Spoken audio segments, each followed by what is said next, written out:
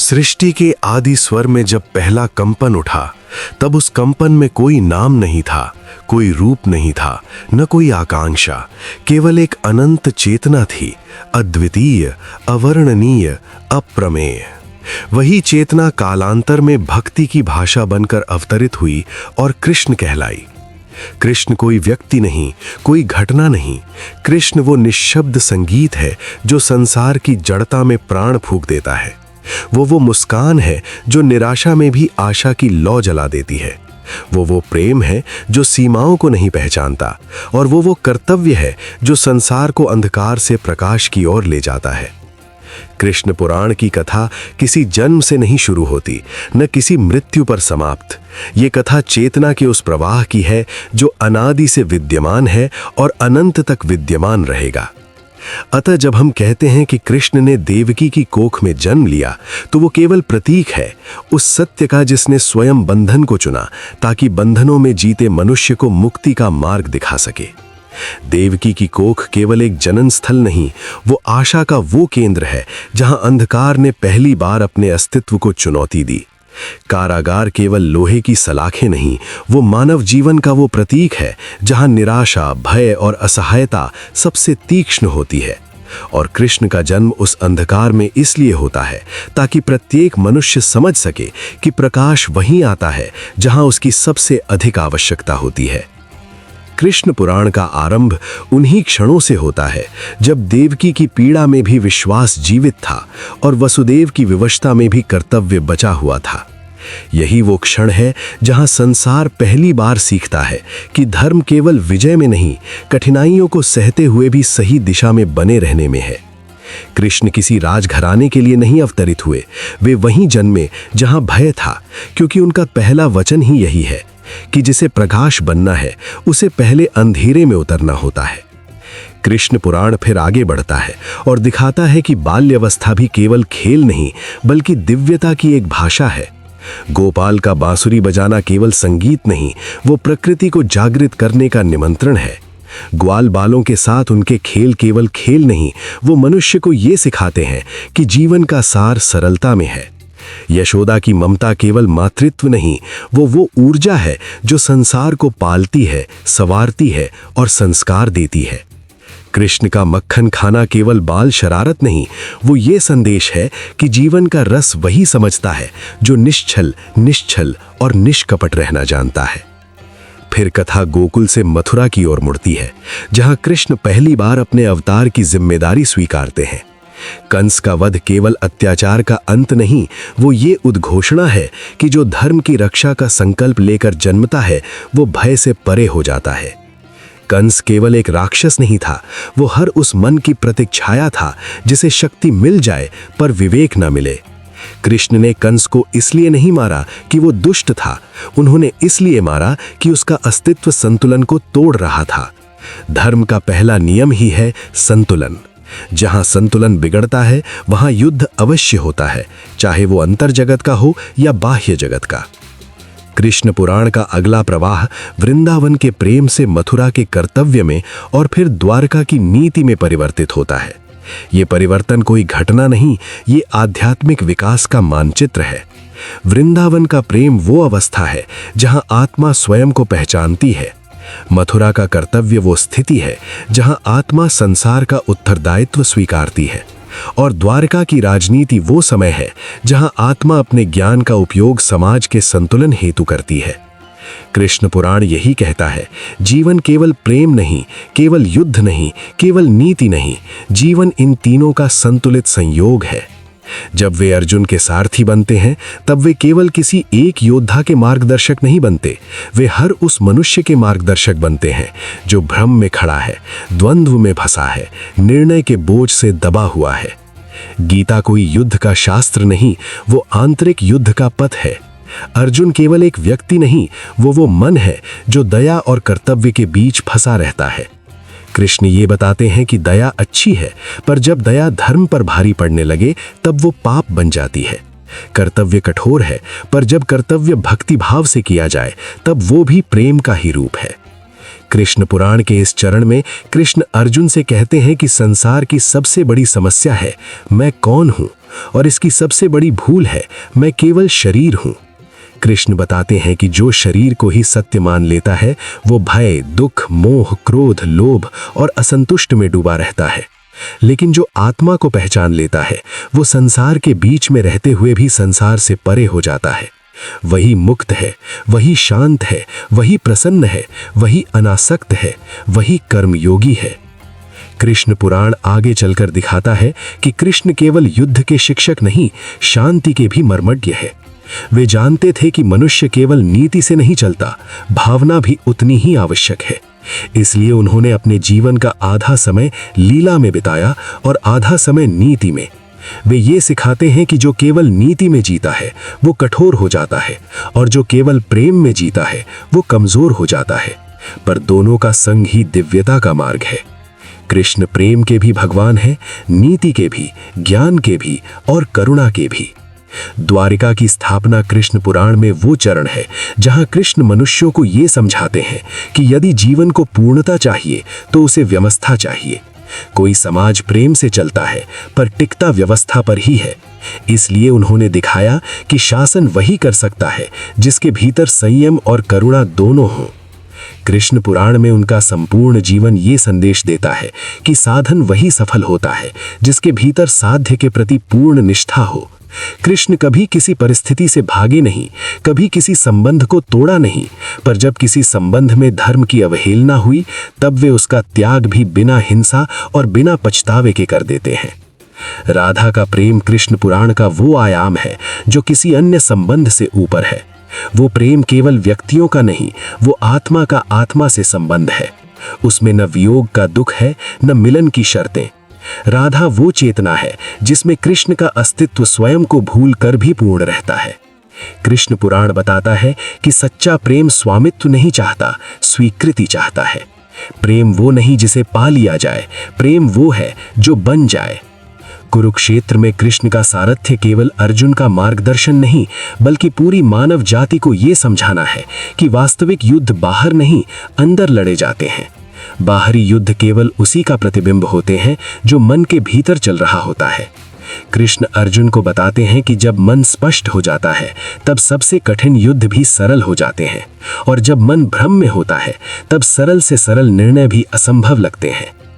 गीता का सार कृष्ण पुराण में यही बनकर उभरता है कि मनुष्य को केवल कर्म करना है, फल की चिंता उसे केवल बांधती है। चिंता भविष्य की दास्ता है और पछतावा अतीत की कैद। कृष्ण कहते हैं जो वर्तमान में स्थित हो जाए वही सबसे शक्तिशाली होता है। कृष्ण पुराण का अंतिम प्रवाह ये बताता है कि दिव्य अवतार भी शरीरधारी होते हुए संसार के नियमों का पालन करते हैं। कृष्ण ने द्वारिका छोड़ी, यदुकुल का अंत देखा, महाभारत की परिणति देखी। उन्होंने देखा कि धर्म की जीत का अर्थ ये नहीं कि अधर्म सदा समाप्त हो गया, क्योंकि अधर्म मन के भीतर है और जब तक मन है तब तक उसका संघर्ष भी है। कृष्ण पुराण यही सिखाता है कि धर्म कोई वस्तु नहीं, वो सतत संघर्ष है, सतत संतुलन है, सतत जागरूकता है। कृष्ण का देहांत भी कोई अंत नहीं, वो केवल लौटना है उस चेतना में जिससे सब कुछ उत्पन्न होता है। शरीर समाप्त हुए पर कृष्ण तत्व आज भी उतना ही जीवित है।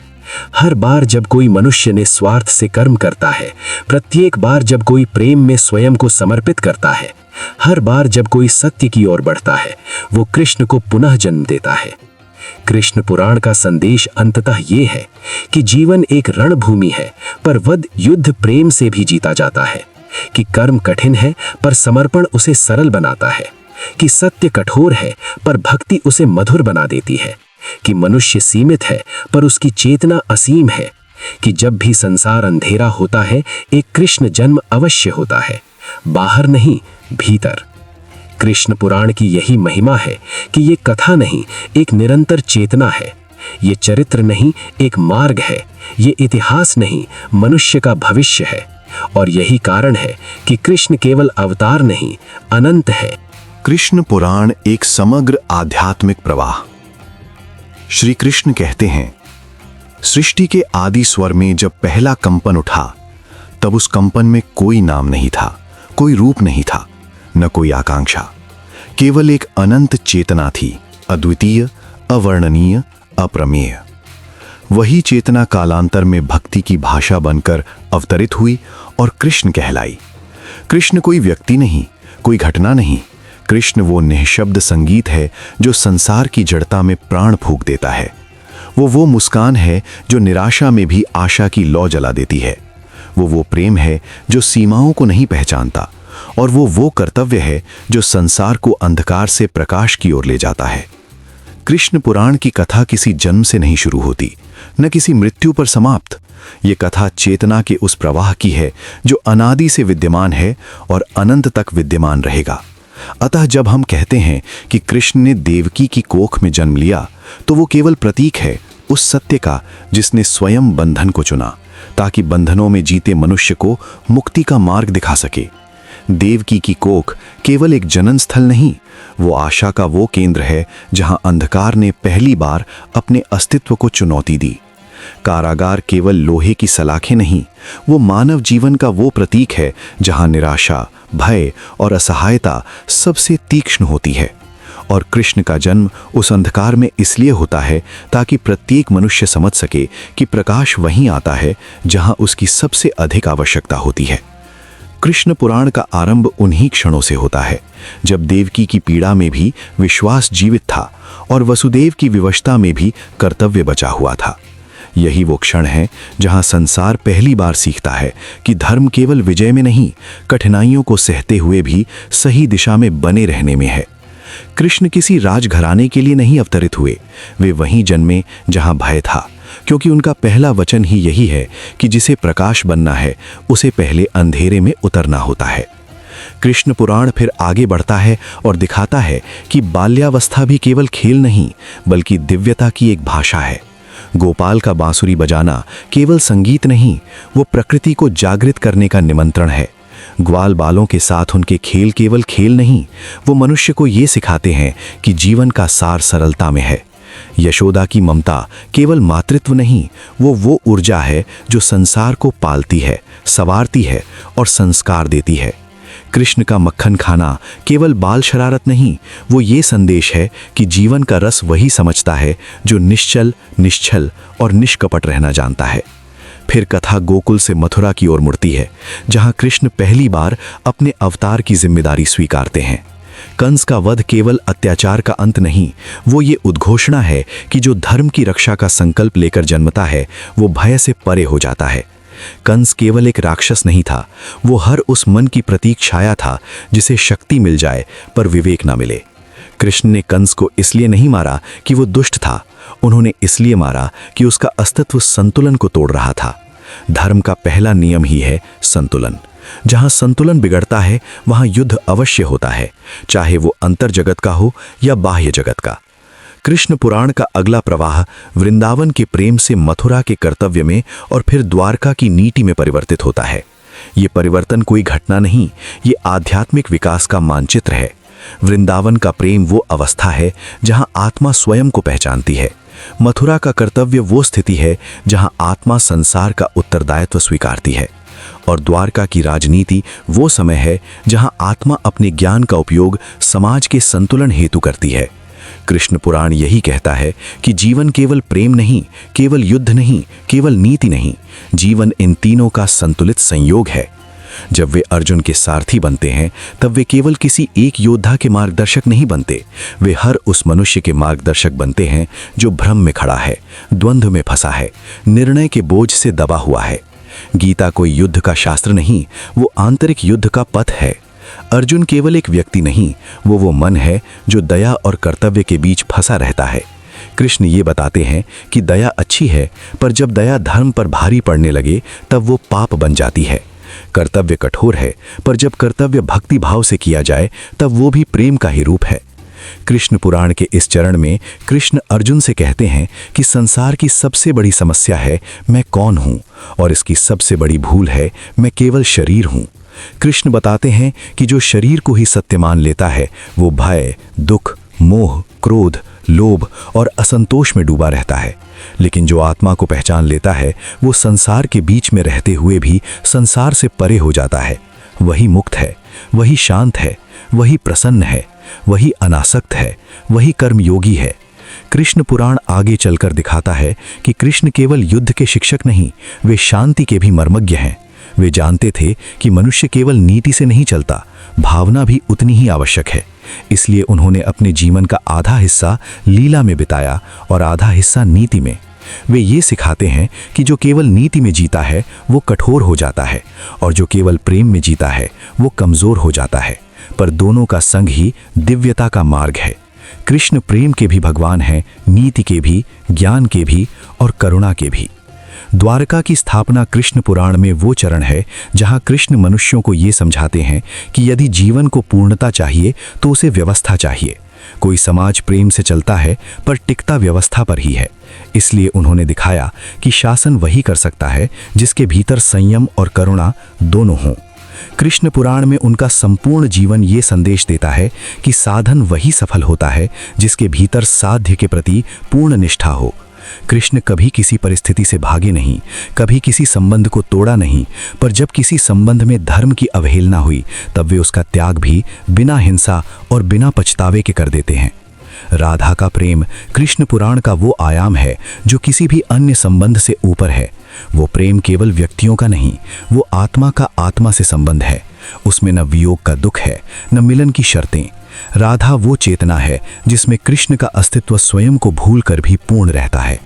कृष्ण पुराण बताता है कि सच्चा प्रेम स्वामित्व नहीं चाहता, स्वीकृति चाहता है। प्रेम वो नहीं जिसे पा लिया जाए, प्रेम वो है जो बन जाए।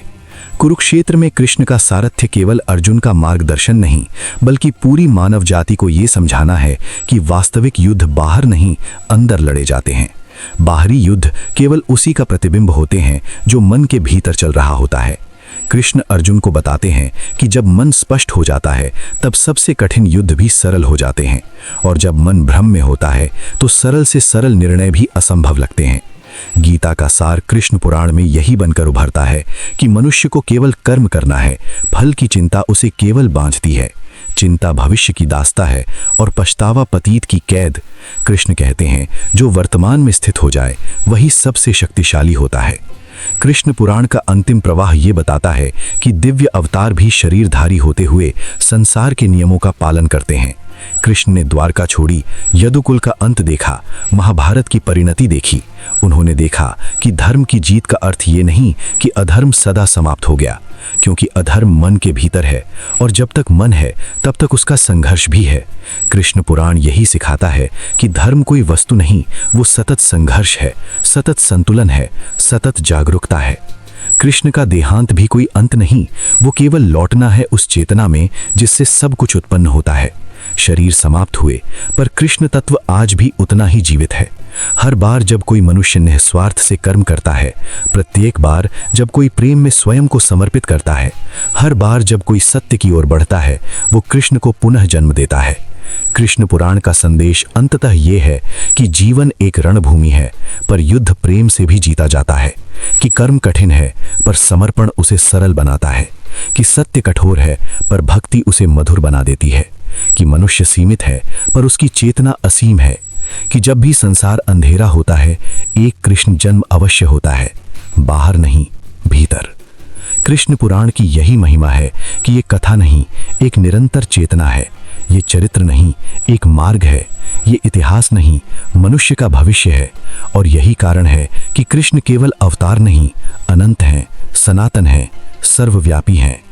कृष्ण चेतना का अगला अध्याय वहां आरंभ होता है जहां मनुष्य अपने भीतर उस मौन को अनुभव करना शुरू करता है जिसमें कोई शब्द नहीं पर अर्थ अनंत है। जब हम कृष्ण कहते हैं तो हम किसी नाम का उच्चारण नहीं करते, हम उस ऊर्जा को पुकारते हैं जिसने अस्तित्व को प्रेम का आधार दिया।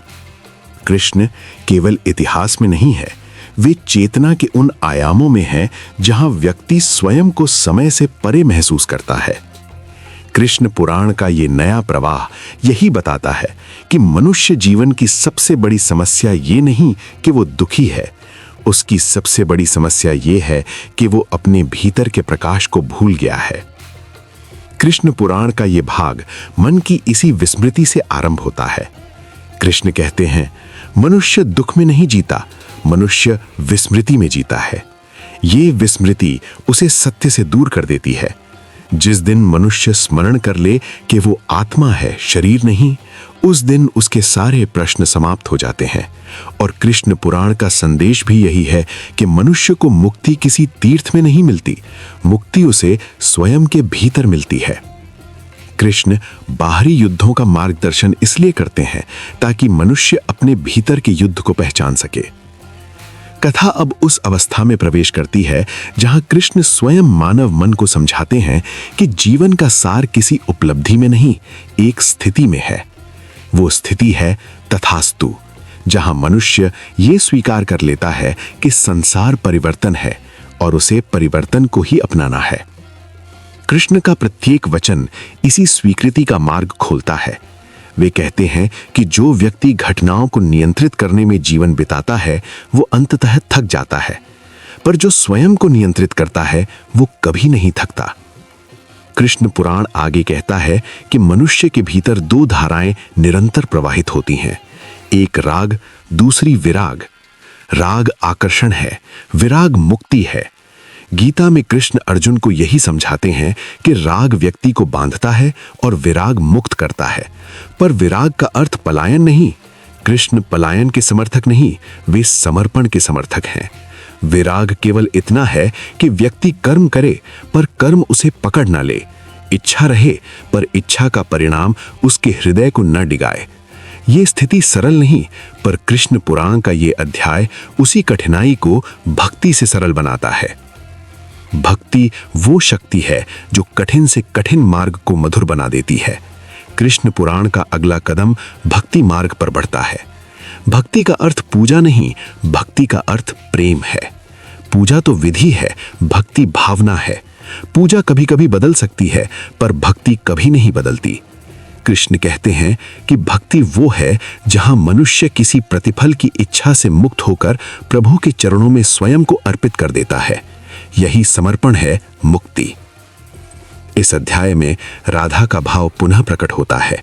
राधा प्रेम की वो व्याख्या है जहां प्रेम इच्छा की सीमा से पार हो जाता है। राधा कृष्ण को पाने के लिए नहीं जीती, वे कृष्ण को बनने के लिए जीती हैं। उनका प्रेम स्वार्थ रहित है। यही कारण है कि राधा और कृष्ण का मिलन कोई घटना नहीं, एक अवस्था है। यह अवस्था हर भक्त के भीतर जन्म ले सकती है, क्योंकि कृष्ण पुराण कहता है कि भक्ति में राधा बनना कठिन नहीं, बस अपने भीतर अहंकार को त्यागना कठिन है।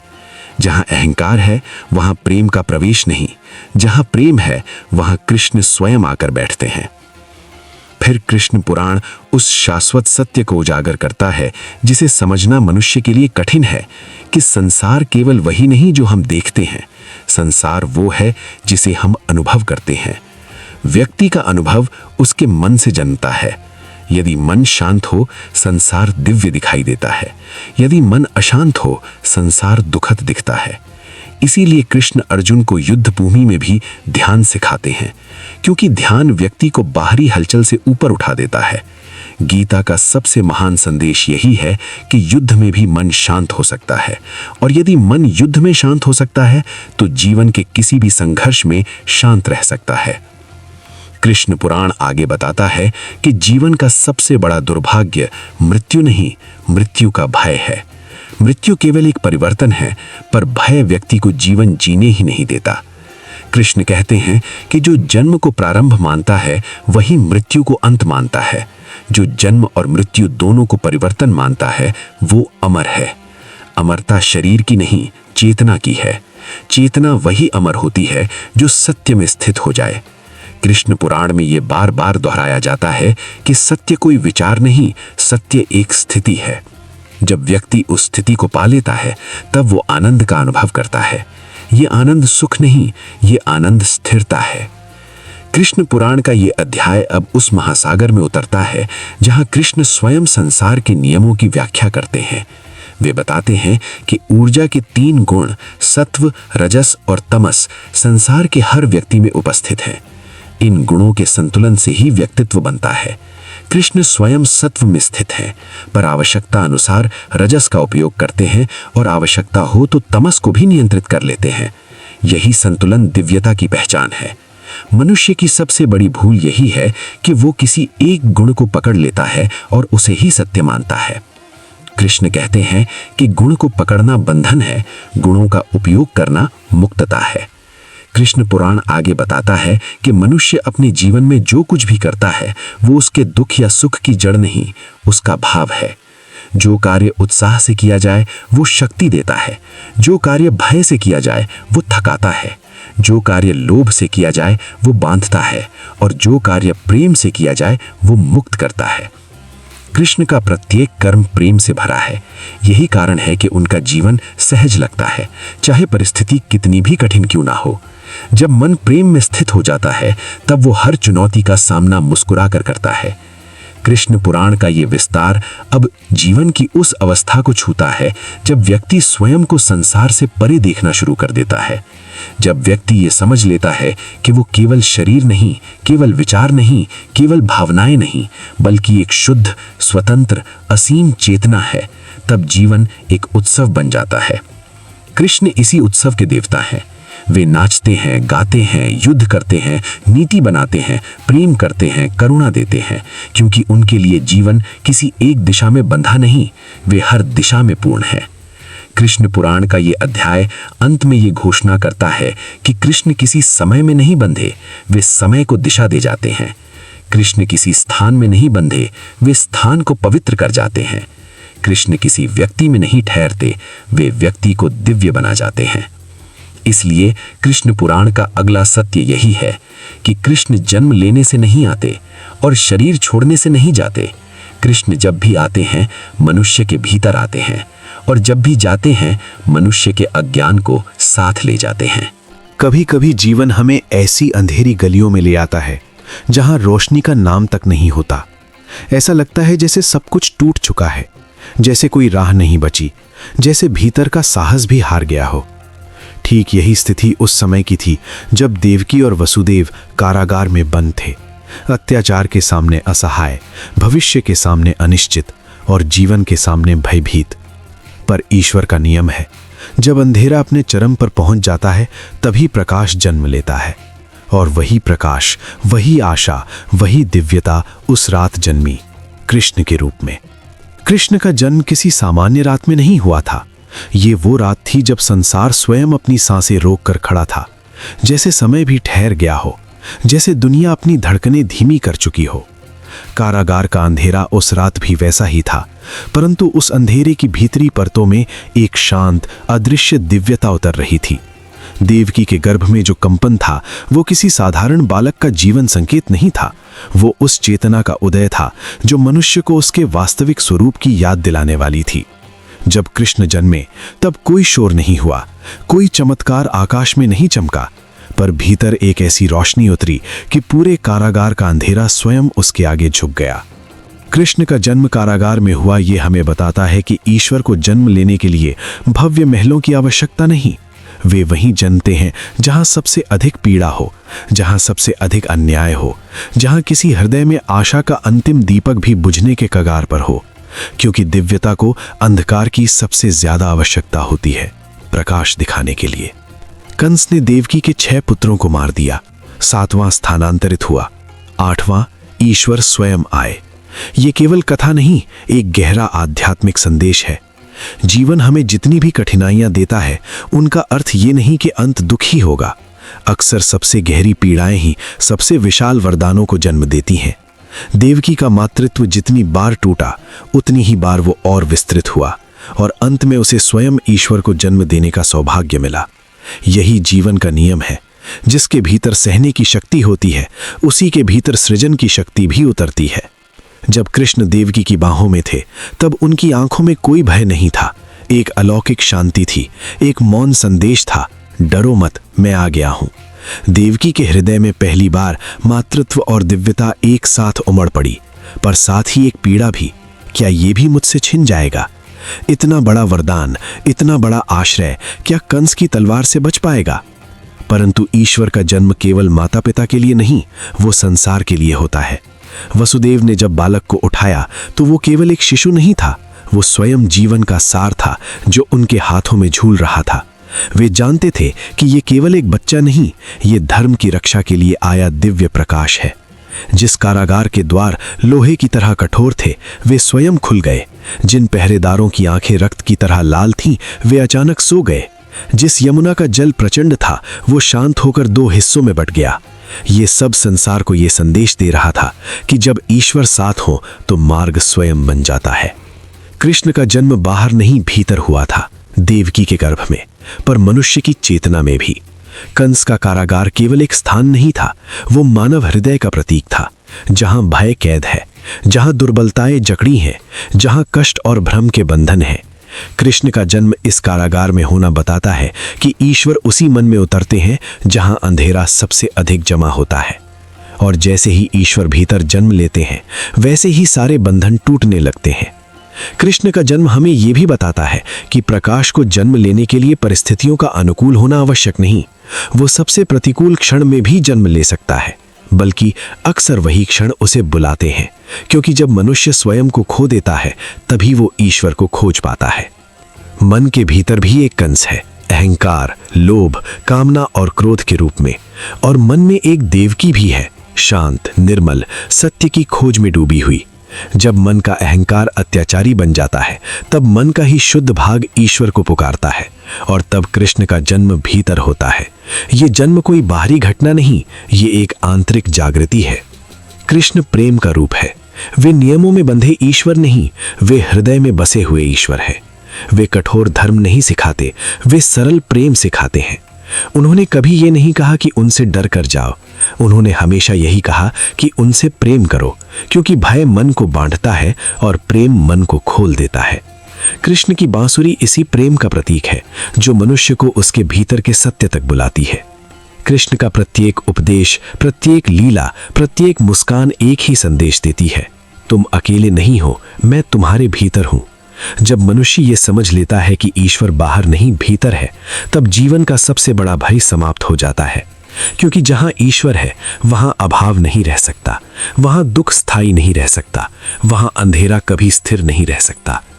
कृष्ण केवल गोपाल नहीं, केवल अर्जुन के सारथी नहीं, वे मानव चेतना के मार्गदर्शक हैं। वे भीतर की युद्ध भूमि में उतरते हैं और कहते हैं, लड़ो, लेकिन अपने भीतर के अज्ञान से। कुरुक्षेत्र बाहर नहीं, ये भीतर की भूमि है जहां मनुष्य हर दिन लड़ता है, अपनी वासनाओं से, अपने भय से, अपने संदेहों से। कृष्ण का जन्म इस बात का प्रतीक है कि जब मनुष्य अपने भीतर के संकट से जूझ रहा होता है, तब दिव्यता भीतर उतरती है और कहती है, मैं हूं। और यही 2 शब्द जीवन को बदलने के लिए पर्याप्त है। कृष्ण का जन्म एक निरंतर प्रवाह है, वो हर दिन, हर क्षण संभव है। जैसे ही मनुष्य सत्य चुनता है, धर्म अपनाता है, प्रेम को स्वीकारता है, भय को त्यागता है, अहंकार को गिराता है, उसी क्षण उसके भीतर कृष्ण जन्म लेते हैं। कंस का अंत भी कोई बाहरी कहानी नहीं, ये अंत हर उस मन में होता है जहां दिव्यता प्रवेश कर लेती है, क्योंकि जब प्रकाश भीतर जन्म लेता है तो अंधकार का विनाश निश्चित है। इसलिए कृष्ण जन्मे नहीं, कृष्ण सदैव जन्म लेते रहते हैं, हर उस दिल में, हर उस कारागार में, हर उस अंधेरे में जहां कोई हृदय उनके लिए एक छोटी सी जगह भी छोड़ दे। कृष्ण का जन्म बाहर की घटना से कहीं अधिक भीतर की अनुभूति है, एक ऐसा प्रकाश जो मनुष्य को उसके वास्तविक स्वरूप तक पहुंचा देता है। कृष्ण का नाम स्वयं एक यात्रा है, एक ऐसी यात्रा जो बाहरी संसार से उठाकर भीतर के अनंत लोक में पहुंचा देती है, जहां विचार शांत हो जाते हैं और हृदय अपनी ही गहराई में डूबकर उस सत्य को पहचानने लगता है जिसे शब्द नहीं पकड़ सकते। कृष्ण केवल कथा नहीं, अनुभव है, और अनुभव वो होता है जो समझ में नहीं आता, सीधे आत्मा में उतर जाता है। जैसे जैसे समय आगे बढ़ता गया, कृष्ण का स्वरूप लोगों के भीतर बदलता गया। कोई उन्हें मित्र की तरह देखता, कोई प्रेम की तरह, कोई गुरु की तरह, कोई ईश्वर की तरह। परंतु सत्य ये था कि कृष्ण किसी एक रूप में नहीं थे, वे प्रत्येक रूप में उतने ही पूर्ण थे जितने दूसरे में। उन्हें पाने के लिए किसी पूजा की आवश्यकता नहीं थी, केवल हृदय की खुली खिड़की चाहिए थी, क्योंकि कृष्ण बाहर से नहीं आते, भीतर से प्रकट होते हैं। कृष्ण का मार्ग वही है जिसमें मन रुकना भूल जाता है और आत्मा चलना सीख जाती है, जहां प्रयास नहीं, केवल प्रवाह होता है। यही कारण है कि कृष्ण के साथ जीवन कभी स्थिर नहीं रहता, वो एक निरंतर लय बन जाता है। ये लय नृत्य भी है, ध्यान भी है, संघर्ष भी है और शांति भी है। कभी कभी मन पूछता है कि कृष्ण इतने प्रिय क्यों हैं? उत्तर सरल है, क्योंकि कृष्ण मन को नहीं, हृदय को संबोधित करते हैं। वे बुद्धि को चुनौती नहीं देते, वे आत्मा को जगाते हैं। वे ऐसा सत्य प्रस्तुत करते हैं जिसमें कोई भय नहीं, कोई कठोरता नहीं, केवल प्रेम है। और वही प्रेम धीरे धीरे व्यक्ति के भीतर साहस, निर्णय, त्याग और स्थिरता बनकर खिल उठता है। कृष्ण ये नहीं सिखाते कि संसार से दूर हो जाओ, वे सिखाते हैं कि संसार में रहकर भी भीतर अछूते रहो, जैसे कमल जल में रहकर भी गीला नहीं होता। आत्मा के गहरे में उतरने का सर्वोत्तम मार्ग कृष्ण का मार्ग है, क्योंकि वे प्रेम से आरंभ होकर ज्ञान पर समाप्त होते हैं और फिर ज्ञान से आगे बढ़कर पुनः प्रेम बन जाते हैं। ये वृत्त पूर्ण है, ये यंत्र अनंत है। इस मार्ग पर चलने वाला व्यक्ति धीरे धीरे अपने भीतर छिपे हुए अंधेरों को पहचानने लगता है और उन अंधेरों में ही वो प्रकाश का पहला अनुभव पाता है। क्योंकि कृष्ण ये नहीं कहते कि अंधेरा मिटाओ, वे कहते हैं कि जब प्रकाश जगाओगे, अंधेरा अपने आप चला जाएगा। कृष्ण के निकट आने का अर्थ है अपने भीतर की गांठों को खोलना। वे किसी को तोड़ते नहीं, वे केवल भीतर जमे हुए बोझ को हल्का कर देते हैं। उनसे मिलने वाला कोई भी व्यक्ति पहले जैसा नहीं रह जाता, क्योंकि कृष्ण भीतर की सबसे छोटी चिंगारी को भी सूरज बना देने की क्षमता रखते हैं। वे ये याद दिलाते हैं कि हर आत्मा दिव्यता का बीज लेकर जन्म लेती है, केवल पानी देने वाला चाहिए, और वही पानी कृष्ण का प्रेम है। भक्ति कृष्ण से जुड़ने का सबसे सहज मार्ग है। ये भक्ति न पूजा है, न अनुष्ठान, ये केवल एक सरल सा भाव है, मैं तुम्हारा हूं। और जब आत्मा ये कह देती है, तब कृष्ण उत्तर देते हैं, मैं सदैव से तुम्हारा था। यही वो क्षण है जहां साधना समाप्त हो जाती है और मिलन प्रारंभ होता है। कृष्ण का प्रेम व्यक्ति को कमजोर नहीं बनाता, वो भीतर एक ऐसी अदृश्य शक्ति डालता है जो कठिन से कठिन समय में भी मुस्कुराना सिखा देती है। क्योंकि कृष्ण का प्रेम किसी बंधन का नाम नहीं, वो स्वतंत्रता का नाम है। वो व्यक्ति को गिरने नहीं देता, और यदि कोई गिर भी जाए तो वही हाथ बढ़ाकर उठा लेता है। कृष्ण का मार्ग कभी निराशा का मार्ग नहीं, वो सदैव संभावना का मार्ग है, जहां हर अंत एक नए आरंभ में बदल जाता है। जीवन के संघर्षों में कृष्ण वो स्वर हैं जो धैर्य सिखाते हैं। वे बताते हैं कि परिणामों का भय मन को जकड़ता है, पर समर्पण मन को मुक्त करता है। जब कोई कहता है कि कृष्ण मुझे परिणाम का डर है, तब कृष्ण मुस्कुराते हैं और कहते हैं, डर वहीं होता है जहां भरोसा कम होता है। इसलिए कृष्ण की भक्ति का सार यही है कि भरोसा बढ़ाओ, क्योंकि भरोसा ही वो पुल है जो मन के तट से आत्मा के तट तक ले जाता है। कृष्ण का स्मरण स्थिरता लाता है, क्योंकि कृष्ण वहीं रहते हैं जहां प्रेम हो, करुणा हो, सत्य हो। उनका नाम मानो एक मंत्र है जो मन को बाहर की भीड़ से हटाकर भीतर की एकाग्रता में खींच लेता है। वे जितने बाहर हैं उससे अधिक भीतर हैं। किसी को लगता है कि वो कृष्ण को खोज रहा है, पर सत्य ये है कि कृष्ण पहले से ही उसके भीतर बैठे हैं, बस व्यक्ति को देखना नहीं आता। कृष्ण का मार्ग एक सीधी रेखा नहीं, वो एक वृत्त है, एक नृत्य है, एक बहती नदी है। जो उसमें उतर जाता है वो स्वयं को खोते हुए भी स्वयं को पा लेता है। यही उनका रहस्य है। वे खोने में मिलन और मिटने में उदय सिखाते हैं। वे बताते हैं कि जो स्वयं पर टिके रहना सीख जाता है उसे संसार की कोई शक्ति हिला नहीं सकती, और जो कृष्ण पर टिक जाता है उसे स्वयं पर टिके रहने की आवश्यकता भी नहीं रहती। समय बदलता गया, भक्ति बढ़ती गई, और कृष्ण का स्वरूप लोगों के भीतर इतना गहरा उतरता गया कि उन्हें लगा मानो जीवन का प्रत्येक क्षण कृष्णमय हो गया है। कृष्ण धीरे धीरे अनुभव से अस्तित्व में बदल गए। उनका नाम केवल जप नहीं रहा, वो श्वास का हिस्सा बन गया। और यही वो अवस्था है जिसमें व्यक्ति संसार में चल रहा होता है, पर भीतर से कहीं और ही स्थित होता है। एक स्थल जहां केवल शांति, प्रेम और समर्पण होता है। कृष्ण यही तो चाहते थे कि मनुष्य स्वयं को पहचाने, अपनी आत्मा को जगाए, अपने भीतर छिपे हुए प्रकाश को जाने। वे कभी किसी से दूर नहीं थे, वे केवल अपने समय का इंतजार करते थे कि व्यक्ति कब अपने अंदर सुनने की क्षमता पैदा करे।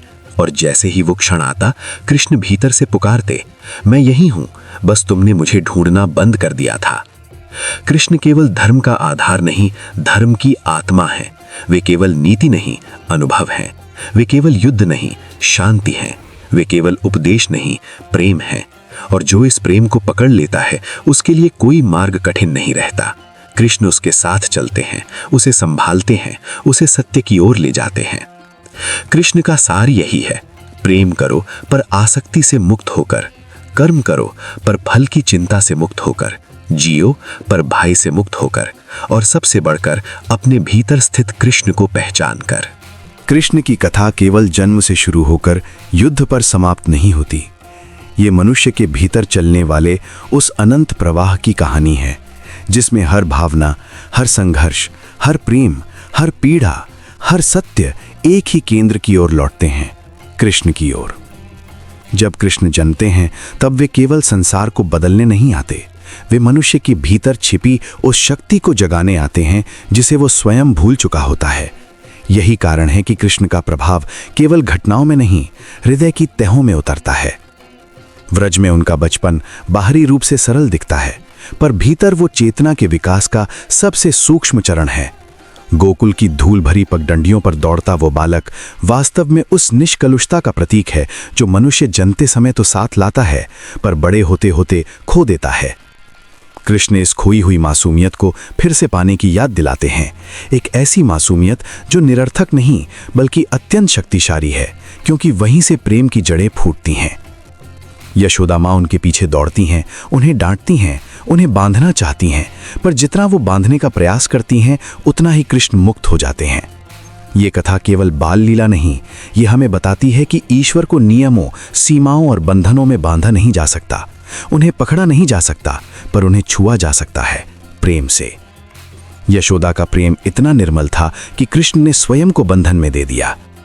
ये उस गहरे सत्य का प्रतीक है कि ईश्वर तर्क से नहीं, हृदय से बंधते हैं, भावना से नहीं, भक्ति से मिलते हैं। कृष्ण माखन चुराते हैं, क्योंकि माखन किसी भोजन का लोभ नहीं, वो मानव हृदय की कोमलता है। कृष्ण उसी को चुराते हैं, हर उस हृदय से माखन चुराते हैं जिसमें प्रेम है, सरलता है, दया है। वे वही हृदय अपना घर बनाते हैं जो पवित्र हो, हल्का हो, अहंकार के बोझ से मुक्त हो। यही कारण है कि कृष्ण का संसार सामान्य नहीं, भावनात्मक, आध्यात्मिक और अत्यंत सूक्ष्म है। राधा और कृष्ण का प्रेम भी इसी सूक्ष्मता का विस्तार है। वो प्रेम देह का नहीं, आत्मा का है। वो मिलन का नहीं, मिलन की अभिलाषा का है। ये उस गहन भाव का प्रतीक है जहां प्रेम स्वयं भक्ति बन जाता है और भक्ति स्वयं अस्तित्व का आधार। कृष्ण राधा के बिना पूरे नहीं और राधा कृष्ण के बिना पूर्ण नहीं, क्योंकि उनका प्रेम कोई दो व्यक्तियों का नहीं, आत्मा और परमात्मा का मिलन है। मनुष्य जब भीतर कृष्ण को खोजता है वो राधा बन जाता है, और जब भीतर भक्ति प्रबल होती है तब कृष्ण उसके हृदय में उतरते हैं। कृष्ण का बंसी बजाना केवल संगीत नहीं, वो आत्मा की पुकार है। जगत की हर बेचैनी उस बंसी के सामने शांत हो जाती है। गोकुल की हर गोपी जब उस ध्वनि को सुनती थी तो वो किसी बाहरी आकर्षण से नहीं खिंचती, वो उसके भीतर के शाश्वत प्रेम को पहचानकर दौड़ पड़ती थी।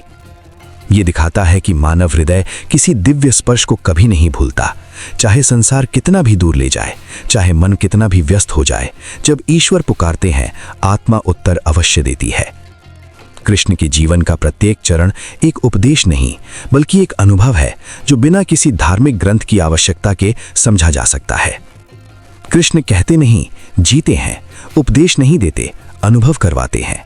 यही कारण है कि उनका हर कार्य दार्शनिक, आध्यात्मिक और अत्यंत प्रतीकात्मक है। गोवर्धन उठाना भी केवल एक चमत्कार नहीं, ये मनुष्य को ये दिखाने का प्रयत्न है कि जब प्रेम सच्चा हो तब प्रकृति भी साथ खड़ी हो जाती है। कृष्ण ने पहाड़ उठाया पर उसके नीचे सब खड़े हुए, क्योंकि वे जानते थे कि ये पहाड़ ईश्वर की शक्ति से नहीं, प्रेम की एकता से उठ रहा है। यही संदेश है कि जब मनुष्य अपने भीतर के भय को छोड़कर प्रेम और एकता अपनाता है तब दुनिया की सबसे बड़ी समस्या भी हल्की हो जाती है। कृष्ण का कंस को मारना केवल अत्याचार का अंत नहीं, ये मन के भीतर बसे अहंकार का विनाश है। कंस कोई व्यक्ति नहीं, वो मानव मन का वो भाग है जो प्रेम से दूर, भय से भरा, क्रोध से संचालित और स्वार्थ से अंधा होता है। कृष्ण जब कंस को मारते हैं तब वे वास्तव में उस मनोवृत्ति को समाप्त करते हैं जो मनुष्य को स्वयं से दूर ले जाती है। ये संदेश कालातीत है। जब तक मनुष्य अपने भीतर के कंस को नहीं हराता तब तक वो अपने भीतर के कृष्ण को नहीं पा सकता। द्वारका में कृष्ण का शासन, उनका व्यवहार, उनकी नीतियां सब एक बात बताती हैं। ईश्वर जीवन का युद्ध लड़ते हैं, पर संसार की जटिलताओं को भी समझते हैं। वे केवल आध्यात्मिक मार्ग नहीं दिखाते, बल्कि भौतिक जीवन के लिए भी संतुलन का मार्ग सिखाते हैं। यही कारण है कि कृष्ण को पूर्ण अवतार कहा जाता है।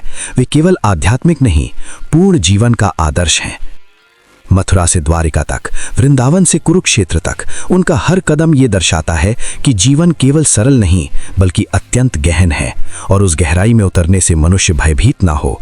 कृष्ण इसी भय का अंत करने आए। कुरुक्षेत्र का युद्ध बाहरी युद्ध से अधिक एक भीतरी युद्ध था। अर्जुन का रथ कृष्ण ने इसलिए नहीं चलाया कि वो एक सारथी बनना चाहते थे। वे इसलिए बने क्योंकि मनुष्य का रथ अर्थात मन जब भ्रमित होता है तब ईश्वर उसे संभालने आते हैं। अर्जुन का युद्ध कुरुक्षेत्र में नहीं, उसके भीतर था। जब अर्जुन ने कहा कि वो युद्ध नहीं करेगा, तब वो किसी योद्धा की कमजोरी नहीं थी, वो हर मनुष्य की कमजोरी थी। जहां संबंध, कर्तव्य, भावनाएं और सत्य एक दूसरे से टकराते हैं, वही क्षण है जब मनुष्य गिर जाता है। वही क्षण है जब कृष्ण कहते हैं, तुम्हारी समस्या का समाधान बाहर नहीं, भीतर है। तुम सत्य से दूर भाग रहे हो, इसलिए भ्रमित हो। गीता का हर श्लोक मनुष्य की कमजोरी को उसकी शक्ति में बदलने का मार्ग है। कृष्ण कहते हैं, मन को जीत लो, कर्म करो, भय छोड़ दो, अहंकार त्याग दो, सत्य को अपनाओ, प्रेम को पकड़ो और मुझे अपना सारथी बना लो, फिर कोई युद्ध अजेय नहीं। कृष्ण का उपदेश ये नहीं कि युद्ध करो, बल्कि ये कि अपने भीतर के भ्रम से बाहर निकलो। युद्ध परिणाम नहीं, साधन है। असली युद्ध मनुष्य के भीतर ही होता है। कृष्ण का जीवन हमें यह भी सिखाता है कि ईश्वर हमारी इच्छाओं को पूरा करने नहीं आते, वे हमें हमारी वास्तविकता दिखाने आते हैं। मनुष्य जब उन्हें केवल चमत्कारों के रूप में देखता है, वे उनकी आधी महिमा समझता है। कृष्ण का चमत्कार ये नहीं कि वो पहाड़ उठाते हैं, उनका चमत्कार ये है कि वो हृदय उठाते हैं, जो पत्थर से भी भारी और समुद्र से भी गहरे होते हैं। कृष्ण इस संसार में केवल इसलिए नहीं आए कि अधर्म बढ़ रहा था, वे आए क्योंकि मनुष्य अपने भीतर की रोशनी भूल चुका था। वे दीपक जलाने आए, मनुष्य को ये बताने आए कि वो अंधेरा नहीं, प्रकाश है। कृष्ण केवल कथा नहीं है, मानव चेतना का शाश्वत संगीत है। वे केवल भगवान नहीं, एक अनुभव है। वे केवल उपदेश नहीं, एक मार्ग है। वे केवल लीला नहीं, मानवता का सार है। कृष्ण तब तक जन्म लेते रहेंगे जब तक मनुष्य अपने भीतर के सत्य को खोजता रहेगा। कृष्ण तब तक जीवित रहेंगे जब तक प्रेम जीवित रहेगा। कृष्ण तब तक मार्गदर्शक रहेंगे जब तक मनुष्य भ्रम में भटकता रहेगा। क्योंकि कृष्ण कोई घटना नहीं, कृष्ण एक अवस्था है, और जो उन्हें अपने भीतर पा लेता है उसके लिए जीवन कभी अंधकार नहीं रहता। कृष्ण की लीला वहीं समाप्त नहीं होती जहां अधिकांश लोग माना करते हैं। वास्तव में कृष्ण की कथा किसी बिंदु पर समाप्त ही नहीं होती। वे जन्म लेते हैं, खिलखिलाते हैं, प्रेम देते हैं, युद्ध सिखाते हैं, और फिर भी उनका कार्य अधूरा नहीं रहता, क्योंकि उनका उद्देश्य किसी एक युग, किसी एक घटना या किसी एक मनुष्य से बंधा हुआ नहीं। कृष्ण का उद्देश्य कालातीत है, मनुष्य को उसके भीतर छिपे परम सत्य तक ले जाना। यही कारण है कि कृष्ण की कहानी जितनी बाहर दिखाई देती है, उससे कहीं अधिक भीतर घटित होती है। कृष्ण के जीवन का हर पड़ाव मनुष्य को ये याद दिलाने का प्रयास है कि ईश्वर केवल मंदिरों में नहीं, किसी ग्रंथ में नहीं, किसी कथा में नहीं, बल्कि उसके अपने भीतर की चेतना में है। कृष्ण वो आवाज है जो तब सुनाई देती है जब मन थक जाता है, जब भावनाएं उलझ जाती हैं, जब निर्णय कठिन हो जाते हैं। वे वो हाथ हैं जो मनुष्य को उठाते हैं, पर उम्मीद और विश्वास के रूप में। वे वो प्रकाश हैं जो भीतर के अंधेरों को हटाते हैं, पर ज्ञान और भक्ति के रूप में। कृष्ण को समझने के लिए मन को शांत होना चाहिए, क्योंकि कृष्ण कोई विचार नहीं, कोई व्यक्तित्व नहीं, कोई दार्शनिक संरचना नहीं। वे मन की गहराई में जन्मी एक अनुभूति है। वो अनुभूति जो तब उभरती है जब मानव मैं के पिंजरे से बाहर आता है और हम के विस्तार में प्रवेश करता है। यही कारण है कि कृष्ण ने सदैव प्रेम को धर्म मानकर जिया। प्रेम न कर्मकांड मांगता है, न नियम, न प्रमाण। वो केवल हृदय की पवित्रता चाहता है। गोपियों के प्रति कृष्ण का प्रेम संसार को विचित्र दिखाई देता है, पर यह प्रेम आत्मा के स्तर का है, जिसने देह को कभी सीमा नहीं माना। गोपियां जब कृष्ण के पीछे दौड़ती हैं तो वे किसी व्यक्ति के पीछे नहीं दौड़ती, वे उस आनंद के पीछे दौड़ती हैं जो केवल ईश्वर के निकट होने से मिलता है। वो आनंद जो किसी तर्क से नहीं, केवल सरेंडर से मिलता है, पूर्ण समर्पण। कृष्ण हमेशा से यही सिखाते हैं कि जीवन को पकड़कर नहीं, छोड़कर जिया जाता है। जितना मनुष्य जीवन को अपनी मुट्ठी में कैद करना चाहता है, उतना ही जीवन उससे दूर चला जाता है। कृष्ण ने जीवन को कभी पकड़ा नहीं, उन्होंने उसे बहने दिया। कभी गायों के साथ, कभी मित्रों के साथ, कभी प्रेम के साथ, कभी युद्ध के साथ। वे हर परिस्थिति में उपस्थित थे, पर किसी में बंधे नहीं। यही मुक्तता जीवन की सबसे बड़ी शक्ति है। जो व्यक्ति परिस्थितियों में बंध जाता है, वो जीवन को खो देता है, और जो परिस्थितियों को स्वीकार कर लेता है, वो जीवन को पा लेता है। कृष्ण का यही संदेश मनुष्य को धीरे धीरे भीतर खींचता है, क्योंकि हर मनुष्य कहीं ना कहीं अपने भीतर संघर्ष कर रहा होता है। किसी निर्णय से, किसी संबंध से, किसी अपेक्षा से, किसी भय से। कृष्ण कहते हैं कि जीवन का संघर्ष बाहर नहीं, भीतर है। बाहर के युद्ध केवल भीतर की उलझनों का प्रतिबिंब है। बाहर हम जिनसे लड़ते हैं, वे अक्सर वही होते हैं जिनका अस्तित्व हमारे भीतर किसी रूप में पहले से ही होता है। अहम, ईर्ष्या, क्रोध, मोह, अभाव, भय। जब कृष्ण गीता सुनाते हैं तो वो केवल अर्जुन के लिए नहीं थी, वो हर उस मनुष्य के लिए थी जो कभी भी जीवन के किसी मोड़ पर खड़ा होकर ये सोचता है कि क्या करूं। अर्जुन युद्ध के मैदान में खड़ा था, पर उसी कंफ्यूजन, उसी तड़प, उसी पीड़ा से आज हर मनुष्य गुजरता है। अंतर केवल इतना है कि अर्जुन को कृष्ण बाहर से मार्ग दिखाते हैं, और आज के मनुष्य को कृष्ण भीतर से मार्ग दिखाते हैं। विचारों के माध्यम से, अंतर्ज्ञान के माध्यम से, अनुभूति के माध्यम से। कृष्ण ये नहीं कहते कि जीवन सरल है, वे केवल ये बताते हैं कि जीवन को समझकर जिया जा सकता है। युद्ध कठिन है, पर उससे भागना और भी कठिन हो जाता है। इसलिए कृष्ण कहते हैं, कर्म करो, परिणाम की चिंता मत करो। ये वाक्य जितना सरल दिखता है, उतना गहरा है। इसका अर्थ ये नहीं कि परिणाम महत्वपूर्ण नहीं, इसका अर्थ ये है कि परिणाम पर मन को इतना मत बांधो कि कर्म करने की शक्ति ही खो बैठो। कृष्ण संसार को ये भी सिखाते हैं कि संबंधों में पूरी तरह लिप्त होकर भी उनसे ऊपर उठना संभव है। वे माँ यशोदा के लाडले हैं, राधा के प्रियतम हैं, सुदामा के मित्र हैं, अर्जुन के सारथी हैं, पांडवों के मार्गदर्शक हैं, पर कोई एक भी संबंध उन्हें बांध नहीं पाता। वे सभी के अपने हैं, और फिर भी किसी के केवल अपने नहीं। यही दिव्यत्व है, जहां प्रेम सीमा नहीं रखता, जहां अपनापन किसी एक तक सीमित नहीं रहता। कृष्ण की मुस्कान भी एक संदेश है। वो मुस्कान जो युद्ध भूमि में भी रहती है, वो मुस्कान जो कठिनाइयों के बीच भी नहीं टूटती। वो मुस्कान हमें बताती है कि जीवन के सबसे भारी पल में भी आनंद संभव है, यदि भीतर विश्वास हो। कृष्ण का पूर्ण जीवन हमें ये एहसास कराता है कि आनंद परिस्थितियों से नहीं, भीतर की स्थिरता से उत्पन्न होता है। मनुष्य अक्सर ये सोचकर दुखी रहता है कि वो जो चाहता है वो उसे नहीं मिलता, पर कृष्ण कहते हैं, जो तुम्हारे लिए उचित है वही तुम्हें मिलेगा। जीवन जब कुछ छीनता है तो वो सिखाता है, और जब कुछ देता है तो वो परखता है। मनुष्य को अक्सर देने में आनंद आता है, पर कृष्ण से मिलने की क्षमता केवल वही विकसित कर पाता है जो खोने को भी सहजता से स्वीकार कर लेता है। कृष्ण का जीवन ये भी दर्शाता है कि संसार में रहते हुए भी ईश्वर से जुड़ना कठिन नहीं। वे राजमहलों में भी दिव्य थे, जंगलों में भी दिव्य थे, युद्ध भूमि में भी शांत थे, प्रेम में भी नैतिक थे, और अध्यात्म में भी निर्भय। ये संयोजन हमें सिखाता है कि मनुष्य को अपने जीवन को किसी एक दिशा तक सीमित नहीं करना चाहिए, बल्कि जीवन पूर्णता चाहता है। कृष्ण का अंतिम संदेश ये नहीं कि वो किसी से दूर जा रहे हैं, बल्कि ये कि जब शरीर छूटता है तो ईश्वर और भी निकट आ जाते हैं। उनकी देह समाप्त हुई, पर उनका प्रकाश नहीं।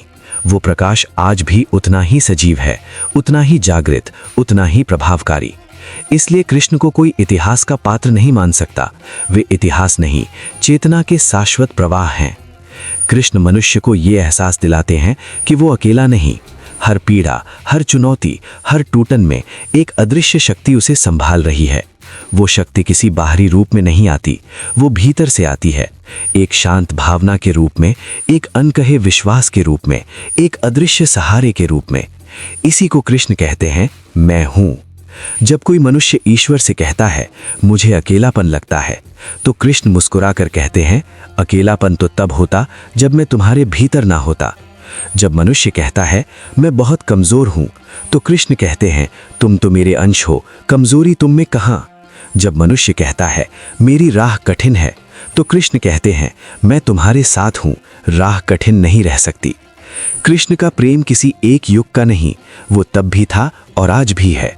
कृष्ण का प्रकाश तब भी था और आज भी है। कृष्ण की बांसुरी तब भी बजती थी और आज भी मनुष्यों की आत्मा में बजती है। कृष्ण का वचन ये नहीं कि वो आएंगे, वचन ये है कि वो कभी गए ही नहीं। वे हर उस दिल में जीवित हैं जहां प्रेम है, भक्ति है, सत्य है, समर्पण है। कृष्ण का संदेश यही है, मुझे बाहर मत खोजो, मैं तो वहीं जन्म लेता हूं जहां तुम भीतर मुझे स्थान देते हो। कृष्ण का नाम जब भीतर उतरता है तो मन के उन कोनों में प्रकाश भरने लगता है जहां वर्षों से अंधेरा जमा था। वो प्रकाश तेज नहीं होता, वो किसी दीपक की तरह धीरे धीरे फैलता है, जैसे कोई कोमल चांदनी। इसी चांदनी में आत्मा स्वयं को पहली बार साफ देख पाती है। मन का भ्रम टूटने लगता है और एक ऐसी स्पष्टता जन्म लेती है जो ना आंखों से दिखती है, न शब्दों से सुनाई देती है, वो बस अनुभव होती है। कृष्ण का मार्ग वही है जो मन को स्थिर करता है, फिर स्थिर मन को पिघलाता है और फिर उस पिघले मन को प्रेम में बदल देता है। और जब मन प्रेम बन जाता है तब जीवन बोझ नहीं, एक यात्रा बन जाता है। कृष्ण भीतर आते हैं तो जीवन कठिनाइयों से मुक्त नहीं होता, पर व्यक्ति कठिनाइयों से मुक्त हो जाता है। ये समझ भीतर जन्म लेती है कि दुख भी एक शिक्षक है और सुख भी एक संदेशवाहक। दोनों को स्वीकार करना ही कृष्ण का आधार है। कृष्ण सिखाते हैं कि जीवन का हर क्षण एक परीक्षा नहीं, एक अवसर है अपने भीतर छिपे हुए सत्य को देखने का। वो सत्य हमेशा वहां था, बस मन ने उसे कई परतों के पीछे छुपा दिया था। जब कृष्ण भीतर आते हैं तब परतें खुलने लगती हैं। पहले भय की परत हटती है, फिर भ्रम की, फिर अहंकार की, फिर अपेक्षाओं की, और अंत में केवल एक निर्विकार, निर्मल, उज्जवल आत्मा शेष रह जाती है, जो उसी दिव्यता की प्रतिध्वनि है जिसका नाम कृष्ण है। कृष्ण का प्रेम मन को शांत नहीं करता, वो मन को पार कर देता है। वो व्यक्ति को भीतर से इतना विशाल बना देता है कि कोई भी दुख उसे उतना नहीं हिला पाता जितना पहले हिला देता था। जैसे समुद्र में छोटी लहरें आकर खो जाती हैं, वैसे ही जीवन की घटनाएं मन के उस गहरे सागर में खोने लगती हैं जहां कृष्ण का नाद गूंजता है। कभी कभी आत्मा थक जाती है, पर कृष्ण का नाम उसे थकने नहीं देता। वो भीतर ये विश्वास जगाता है कि हर अंत में एक आरंभ छिपा है, हर टूटन में एक नया निर्माण छिपा है और हर पीड़ा में एक गहन जागृति छिपी है। यही कारण है कि कृष्ण का मार्ग किसी बाहरी सफलता का मार्ग नहीं, वो भीतर की स्वतंत्रता का मार्ग है। जिसे ये स्वतंत्रता मिल जाती है, उसे संसार जीतने की आवश्यकता नहीं रहती, वो स्वयं को जीत चुका होता है। कृष्ण का स्पर्श अदृश्य है लेकिन तीव्र है। वो व्यक्ति की आत्मा को छूकर उसे साधारण से असाधारण बना देता है। वो भीतर ऐसी ज्योति जलाता है जो समय के हर तूफान के बाद भी बुझती नहीं। और ये वही ज्योति है जो धैर्य को जन्म देती है, सहनशीलता को जन्म देती है और अंततः एक ऐसी शांति में बदल जाती है जिसे शब्दों में बांधना असंभव है। कृष्ण जब भीतर बसते हैं तब जीवन में किसी बाहरी सहारे की जरूरत नहीं रहती। व्यक्ति समझ जाता है कि वो अकेला नहीं, कभी था भी नहीं। कभी कभी जीवन में ऐसा लगता है कि सब छूट गया, सब बिखर गया, लेकिन कृष्ण बताते हैं कि कभी कभी बिखरना आवश्यक होता है ताकि भीतर वो रूप जन्म ले सके जो अपने वास्तविक उद्देश्य को पूरा कर सके। उनका मार्ग टूटने से नहीं डरता, क्योंकि उसी टूटन से प्रकाश का पहला द्वार खुलता है। कृष्ण का प्रेम किसी सीमा में नहीं बंधता, वो एक ऐसा भाव है जो स्वयं को समर्पण में बदल देता है और समर्पण को साहस में। ये विरोधाभास नहीं, ये जीवन का सबसे बड़ा रहस्य है कि जो जितना झुकता है वो उतना ही उठता है। कृष्ण सिखाते हैं कि झुकना कमजोरी नहीं, वो वही विनम्रता है जो व्यक्ति को अजेय बना देती है। कभी कभी व्यक्ति सोचता है कि वो संसार को बदल देगा, पर कृष्ण सिखाते हैं पहले स्वयं को बदलो, क्योंकि जब स्वयं बदलता है तब दुनिया अपने आप बदलती हुई लगने लगती है। यही आत्मज्ञान की शुरुआत है, यही धर्म का वास्तविक प्रवेश द्वार है। कृष्ण किसी बाहरी वेदांत में नहीं बसते, वे भीतर की शांत धड़कन में बसते हैं, जहां आप उनसे बात नहीं करते बल्कि उन्हें सुनते हैं। कृष्ण के मार्ग पर चलने वाला व्यक्ति धीरे धीरे अपनी इच्छाओं को छोड़ना नहीं सीखता, वो उनकी पकड़ से मुक्त होना सीख जाता है। ये अंतर सूक्ष्म है, पर वही सूक्ष्म अंतर मुक्ति का द्वार खोलता है। ये ज्ञान तभी आता है जब व्यक्ति अपने भीतर उतरे, और भीतर उतरना तभी संभव है जब मन का शोर शांत हो जाए। यही कारण है कि कृष्ण का स्मरण मन को शांत करता है, और शांत मन भीतर उतरने की शक्ति देता है। कृष्ण का स्वरूप केवल प्रेम नहीं, एक संतुलन है। वही संतुलन व्यक्ति को दृढ़ बनाता है, साहसी बनाता है, पर साथ ही कोमल भी। ये कोमलता कमजोरी की नहीं, जागृत आत्मा की पहचान होती है। जो जितना कोमल होता है वो उतना ही भीतर से मजबूत होता है, क्योंकि उसकी शक्ति प्रेम से आती है, अहंकार से नहीं। कृष्ण का मार्ग अनंत है। उस पर चलने वाला व्यक्ति एक दिन पाता है कि वो चल ही नहीं रहा, उसे चलाया जा रहा है। जैसे कोई अदृश्य शक्ति उसे एक लक्ष्य की ओर ले जा रही है, जिसे वो जानता नहीं पर महसूस करता है। यही वो अवस्था है जहां मन का नियंत्रण समाप्त होता है और आत्मा की दिशा प्रारंभ होती है। इस अवस्था में व्यक्ति इतना हल्का हो जाता है कि जीवन उसे भारी लगता ही नहीं। कृष्ण ये भी सिखाते हैं कि संसार में कुछ भी स्थायी नहीं, न खुशी न दुख, न सफलता न विफलता, सब बदलता रहता है। पर एक चीज स्थायी है, आत्मा का वो केंद्र जहां कृष्ण बैठे हैं। जो इस केंद्र को पकड़ लेता है वो किसी भी परिस्थिति में टूटता नहीं, वो हर बदलाव को सहजता से स्वीकार कर लेता है, क्योंकि उसकी जड़ें अब भीतर हैं, बाहर नहीं। कृष्ण का नाम उस व्यक्ति के लिए जीवनदायी बन जाता है जो खोया हुआ महसूस करता है। जैसे किसी अंधेरे कमरे में अचानक से एक छोटी सी किरण प्रवेश कर जाए और धीरे धीरे पूरा कमरा रोशन कर दे। कृष्ण वही किरण हैं जो धीरे से आते हैं पर पूरी आत्मा को उजाला बना देते हैं। वो भीतर की पीड़ा को मिटाते नहीं, वे उसे बदल देते हैं, शक्ति में, ज्ञान में और अंततः करुणा में। कृष्ण का सार यही है, व्यक्ति को उसके सबसे सच्चे रूप में जगाना। जो तुम हो उसे पहचानना, जो नहीं हो उसे छोड़ देना, और जो बनने का सामर्थ्य रखते हो उसे प्रकट कर देना। यही कृष्ण का धर्म है, यही कृष्ण का योग है, यही कृष्ण का प्रेम है, यही कृष्ण की पूर्णता है। कृष्ण पुराण की कथा को आज यहीं समाप्त करते हैं और इस कथा को आगे ले चलेंगे अगले भाग में और गहराई में, जो आपको जीवन के और गहरे सत्य से उजागर करेंगे। आज इतना ही। जय श्री कृष्ण। राधे राधे।